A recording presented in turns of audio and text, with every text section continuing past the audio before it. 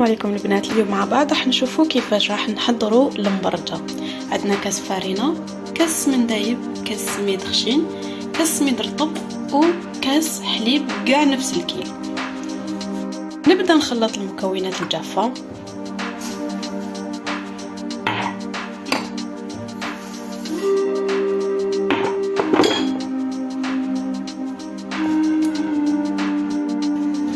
ونزيدوا معاهم باكي تاع الخميره،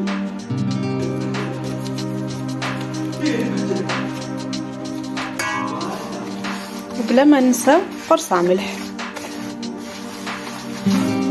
نخلط هكا كاع المكونات الجافه مع بعض.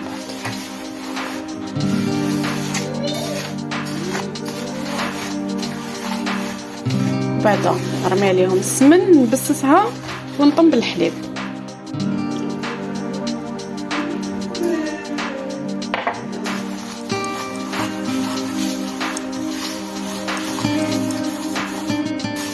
العجين ما تعجنوش، طموه برك بصبعتين يديكم.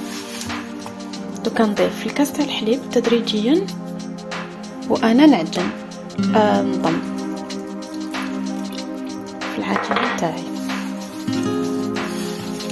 راح تبان لكم في الاول بلي راهي جاريه شويه، مي ما تخافوش باسكو حنخليوها ترتاح تشد روحها.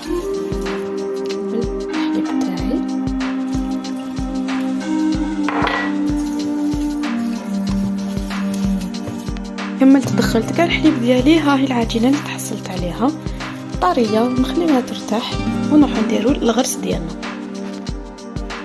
لهنا الغرس تاعي بعد ما نقيتو نضيف له ما يقارب 2 ملاعق زيت، ونكمل نطمو بالمزهر.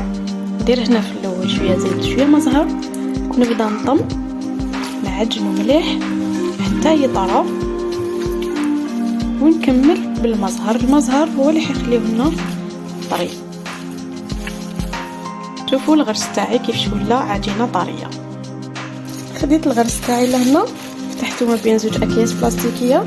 دوك نروح ندير لا ميم شوز في العجينه تاعي. فوالا العجينه تاعي تاني فتحتها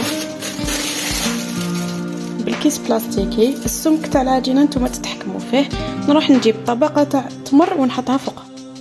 حطيت طبقة التمر تاعي وسيت نخليها متطابقة. دوكا نبدا نحط الطبقة الثالثة. الطبقة الثالثة هكا تحطوها مفتتة باش تكون على كاع لا سيرفاس، على كاع الطبقة تاع التمر، ومن بعد تعجنوها.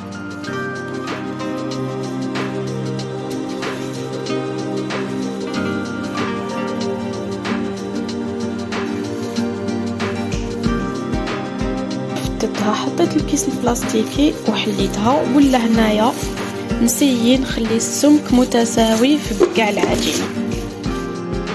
قطعت البراج تاعي بهذا السمك تقريبا، ودوكا نروح نطيبهم في المقله. واحد الشطاره هي ان شاء الله تنزل بالخير والبركه علينا. حطيت لهنا البراج تاعي يطيبوا في المقله، ولا عندكم طاوه طيبوهم في الطاوه يتحمروا من جهه، بعد نقلبوهم يتحمروا من الجهه الثانيه. البراج تاعي راهم واجدين، ما عليا غير نقول لكم بصحتكم، جربوهم واعطوني رايكم. الى اللقاء في فيديو واحد اخر ان شاء الله.